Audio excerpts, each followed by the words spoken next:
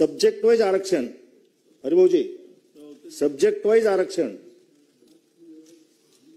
आणि institute as a whole आरक्षण याच्यामध्ये फरक एवढा आहे.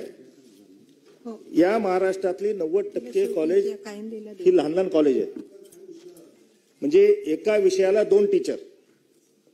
आणि जुन्या आरक्षणाच्या नियमानुसार सब्जेक्ट वाईज आरक्षण जे धोरण ज्याप्रमाणे आता भरती होते ताई, पहिली जागा जाती ओपनला, दुसरी जागा जाती एससीला. प्रत्येक विषयाला 2च टीचर असतात.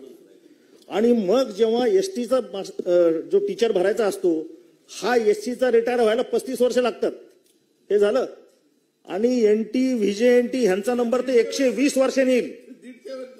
म्हणजे उदाहरण म्हणून सांगतो तावडे साहेब, एखाद्या तालुका प्लेसच्या कॉलेजने आज जर का ऍडव्हर्टाईज दिली 2 जागाची इतिहास विषयाची, तर पहिला प्राध्यापक ओपनचा नेमला जाईल, दुसरा प्राध्यापक एससीचा नेमला जाईल.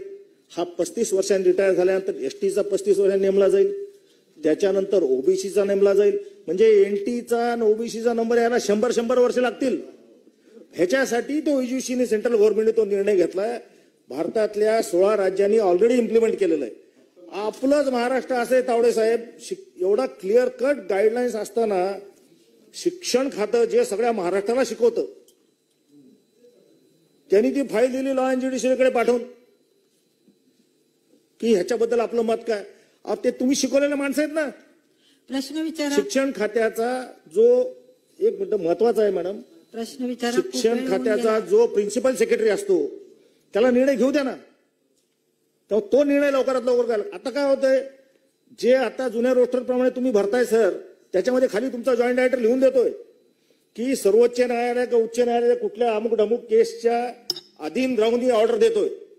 सपोज 6 महिन्यांनी हे 3,500 टीचर तुम्ही भरले आणि 6 महिन्यांनी उलटा निकाल आला की बाबा इन्स्टिट्यूट ॲज अ होल आरक्षण करा, हे सगळे घरी जाणार. तुम्ही जो आरोप केला गाणार साहेब, ताई प्रवीण दरेकरजी, 1500 कोटी काय तो, ते सगळे संपले ना, गेले ना. मग ते घरी जाणार, परत ॲडव्हान्स निघणार.